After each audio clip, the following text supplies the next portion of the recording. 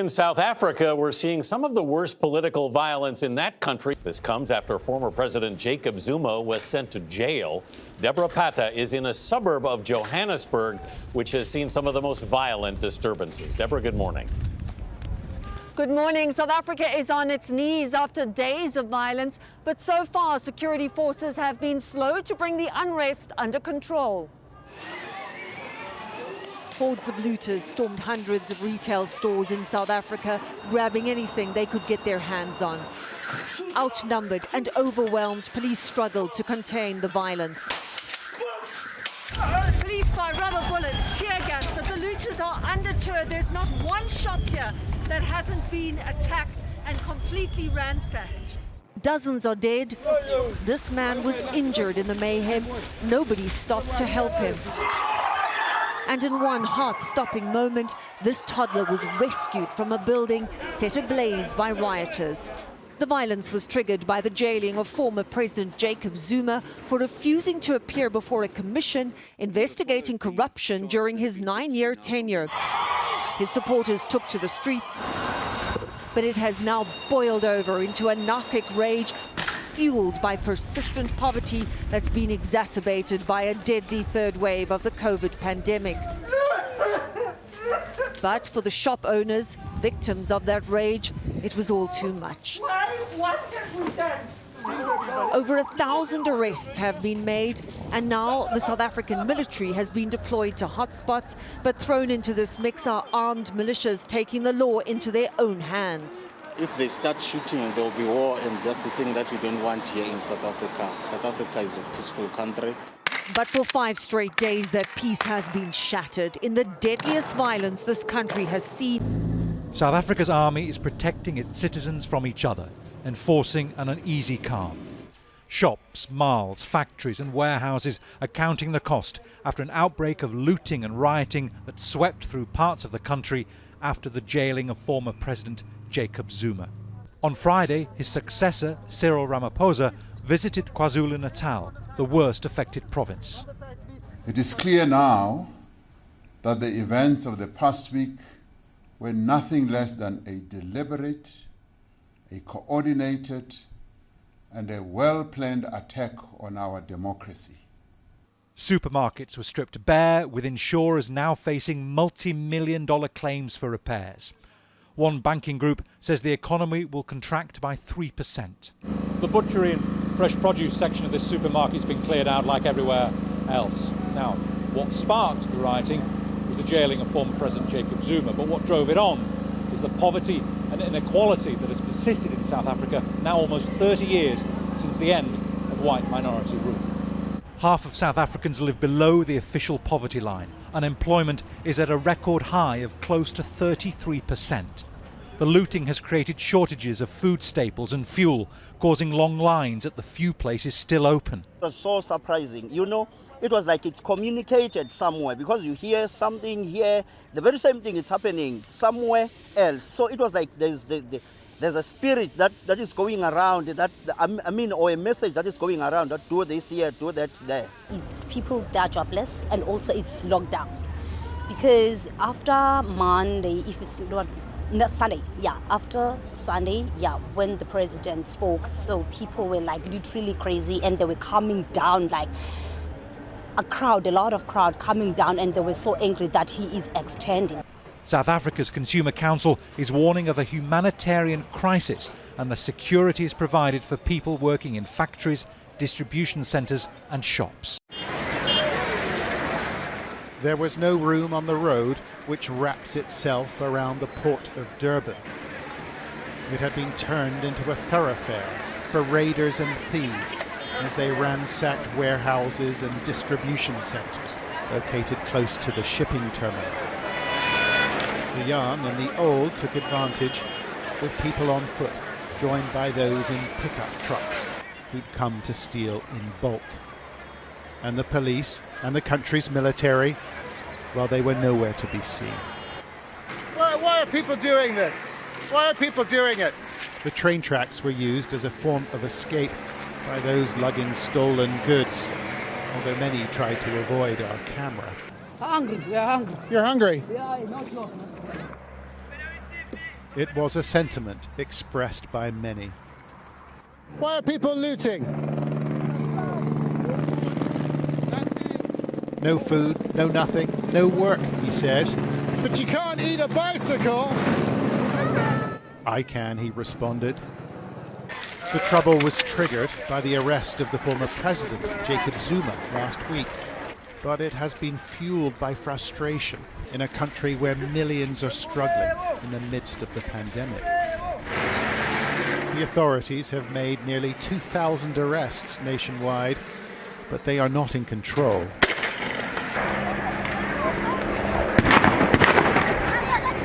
On the River Horse Industrial Estate, a police unit fired tear gas and rubber bullets in an attempt to clear the park.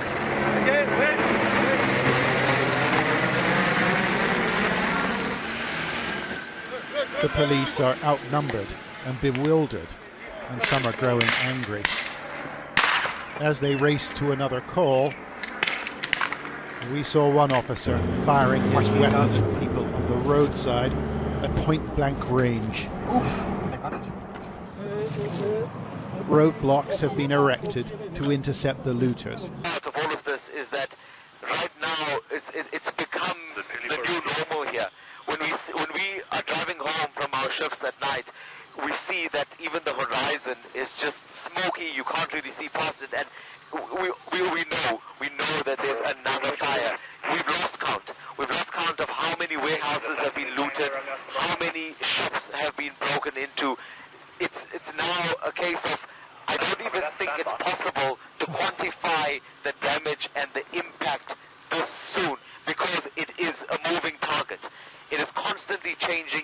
Right now, we flew over here a short while ago when we were talking to our colleague Tulas. I was crossing to him earlier on, and when we were having conversations earlier, this was not on fire. We were here to talk about macro and the effect on the looting there, but yet now, just as we fly past, a short while later, we see a new fire. Chances are, when we fly to the CBD, we're going to find something there that we didn't see last night. That is how quickly it's moving.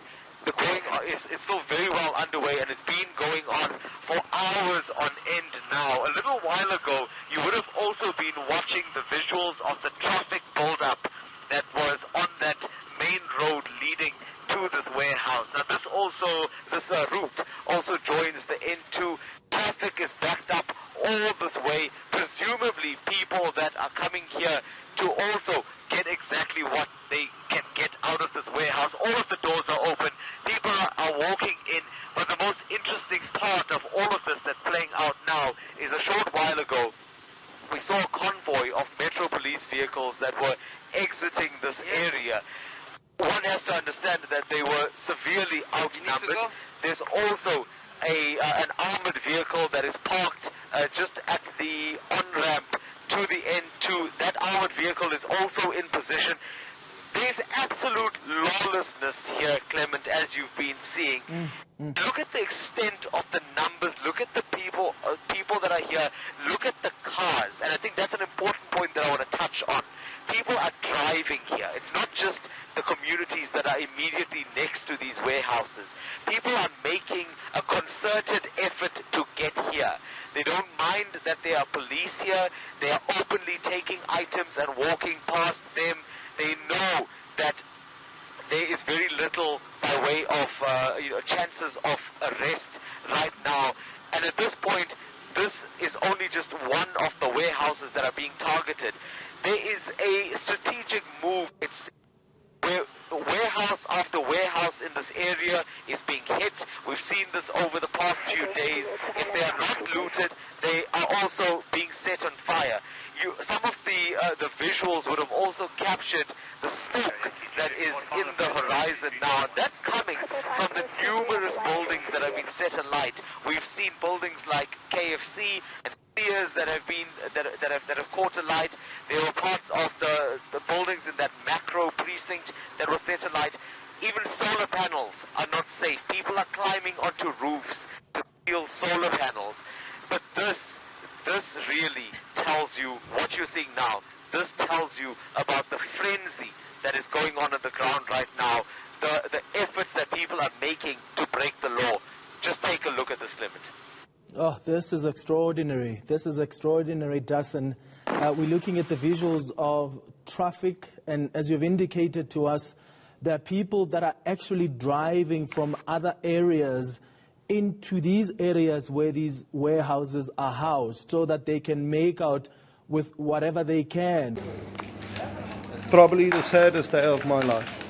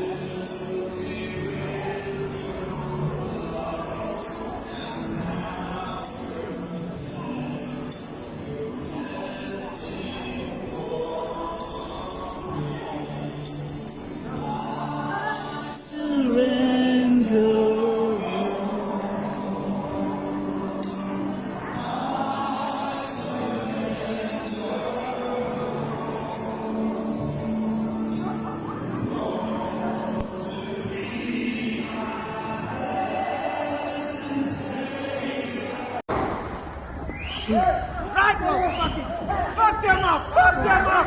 Fuck them up! Fuck them up! Fuck them up! Hey, hey, hey, hey,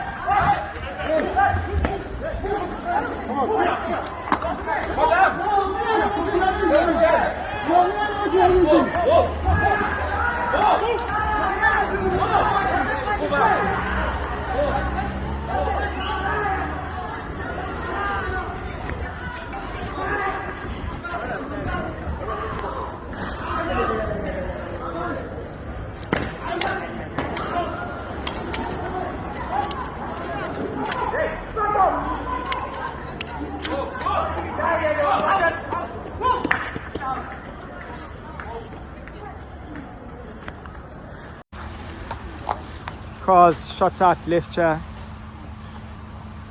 Millions of rands worth of stuff littering everywhere. Massive warehouse on fire. Petrol station looted. Who's going to reinvest? Appliances and millions of rands worth of stuff all over. Trucks, forklifts all over the road. You can hear some shots in the background. Millions of rands worth of stuff. Like trucks abandoned everywhere. Trucks burnt out on the road. What's the truck? This is Queen Nandi Drive, folks, at the petrol station. Night in protection of them all, and I'm going to ask my colleague Kosi to come back to me, because I'm going to bring in one of those who have actually come to protect this mall. He's not a military personnel. He's not particularly someone who is trained. Well, perhaps you are trained, but you haven't been deployed here specifically by authorities. Mr. Ntlantla, likes to tell us why you're here. I saw you were carrying a rifle. Why is it so important for you to protect Maponya Mall? Yeah. What's important for everyone to understand, right, is that the township economy belongs to the ordinary people of the township, being us. So if we have the dependency syndrome of always waiting for a savior to come and save the township, we'll keep dilapidating the way we are currently. So we are saying we are in partnership and joint ops with all law enforcement to ensure that what's left of the township infrastructure from an economy point of view is protected, and it's our responsibility to ensure that we protect it. We know Soweto is a place of millions of people with 11 police stations, that already tells you, the stats alone, that the SAPS, Metro Police, not enough. They don't have the capacity necessary. So it's important for the community to take responsibility, partner with law enforcement to ensure that our infrastructure is protected the way you see. We've got community members going through scanning, helping us to scan cars, any suspicious cars, those with training. How are you identifying these suspicious cars, if I may ask? And just explain to the viewer what you were telling me off air about the modus operandi that you've discovered, those who are trying to enter this mall. How are they actually trying to do this? Not trying. We live in Soweto, so we understand the intelligence on the ground. So what basically happens is they rely on the little kids. I don't know if you've noticed with the media that half the time when you see people looting, in Soweto especially, it's people under the age of 21. And then obviously the grannies follow because they want to pick up a TV or two. But these guys, they rely on the young kids and they attract them in numbers, and then they open the malls, they break the shops, and the kids go in and the chaos starts, and then the community follows at large. So as soon as you see young kids gathering, you must know that it's about to happen. And so half the job was done when you ensured that the community does not gather around here regardless of whatever the situation is. Why did you think it was important to come here at night? What have you noticed from the intelligence that you've gathered? When are the most sensitive moments to ensure that even if you leave at 6 in the morning, you're counterproductive because it could start at that time? Yeah, Mamela, we are taking shifts. I've personally been here before sunset, long before sunset, right? I even posted a video to say that people must come out, and people adhered to the call, and they came out. So we are all here ensuring that we're protecting the big elephant. If you understand Maponya Mall, there's a big elephant out here, and it's one of the only malls that haven't been looted. Everything else has been looted. We have grannies who are on chronic medication. They can't even get bread because the spazas are shut down, the businesses are shut down, the malls are shut down because of looting. So we said no, to hell with that. We can't be at the center of just observing when the township dilapidates. We have to come up and see how we can gather resources, combine resources, join hands, and then ensure that we sort this mess out. So, just lastly from me, you're at one of the entrances, but Maponya Mall is a big mall. Do you have other people stationed at different parts of the mall? But linked to that, those people who are stationed there, are they capacitated enough to deal with any eventuality that could take place overnight? One thing that especially the looters, they're very smart, they're well informed, they watch the news. They must understand that tonight they're not only dealing with law enforcement, they're dealing with their match, right? They deal with their match because when they come here with pangas, our pangas will come out. When they come here with guns, our guns will come out. We're not taking chances. So to answer your question, we can't expose our plan fully. But what you should know is that we have enough firepower to last us until sunrise. So if someone wants to come and test us through the night, more than happy. Some of us are willing to die, and it's not for the camera. It's real life stories. We're here, and we don't send anyone. It's not a hashtag thing. It's not a Facebook thing. We're here, real life. We're ready to die. When I left my house, I told my mom, I told my family that this may be the last time I come back, and I'm happy with it. So they must come and try and see that Soweto does have real men that are really willing to protect the community, the women and children. Full stop. Welcome. Hello everybody, this is at the KFC Marburg corner right now, and as you can see there's a lot of people here, but all of them are peaceful, and it seems like for now the rioters have been dispersed. No serious injuries that anyone's reported. I've spoken to 1 or 2 people down here, so I just want to share that with you. Yes, there are people with ammo and pangas and serious batons, but nothing serious has gone down. And you can just see all the people are standing peacefully here. I think more spectator value at the moment. Not saying that there isn't a option of something brewing or whatever, but right now at the Marburg KFC it's peaceful, and I'm just making this video as I walk. So I've just come, I went past Sahidi's again, I went and spoke to Ratel security standing off at Orobi Plaza, and there's no incidents there. We've made a turn at the 20 bridge again, there's nothing there. Just want to show you all these people are just standing here, very peaceful. So trying to give you just a bit of calm to perspective that at the moment we are it's very calm. As you can see there in the distance, you'll see they put some fire into a veld there, but other than that you can't see any protester at all. And all those people standing at the traffic light are probably business owners. The police big van has left here right now, a couple of minutes ago, and so just want to encourage you and keep on trusting the Lord for His spirit of peace to remain over our town and our beloved South Coast.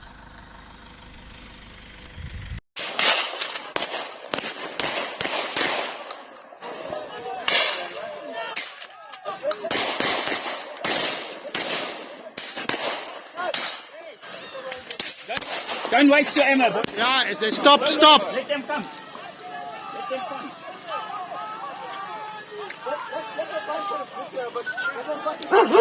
Okay, let's go.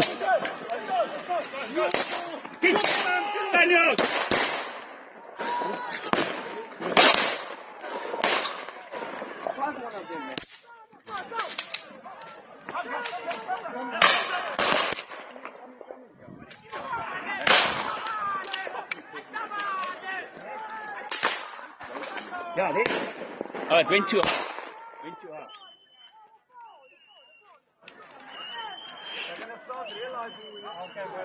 Yeah, guys, no time to play here. We're gonna do what we have to do. Where's John with the shotgun?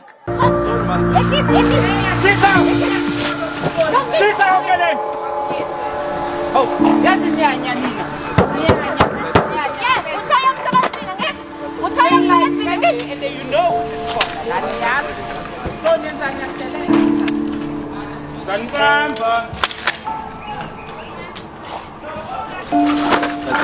I left my kids for this nonsense.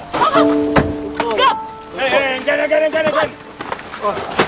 I've been waiting the whole night for this nonsense.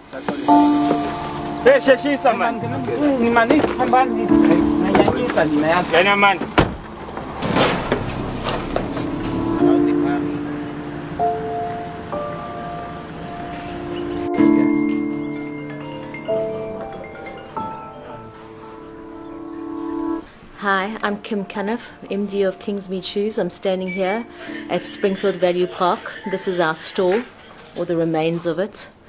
I'm absolutely devastated.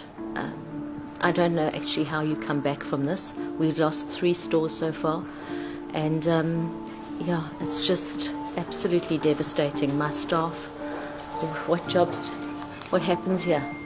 How long is this are we going to take to get back onto our feet? This is just too awful. I have no words actually. Yeah. I just want to give you guys some visuals here. This was the Nike store at Value Center, Springfield Park. Utter destruction. I'm not going to go too deep. It's probably not stable. Guys, come now.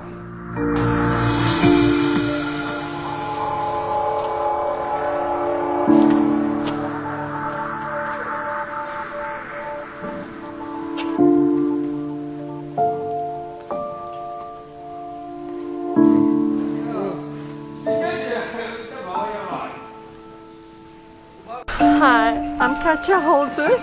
I live in Hillcrest, KwaZulu-Natal. This is our storage unit behind. As you can see, everything, our whole life, everything is just gone.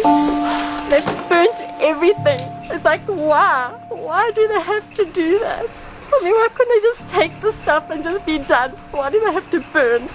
All my memories, all my children's photographs, everything is gone. What else can I say?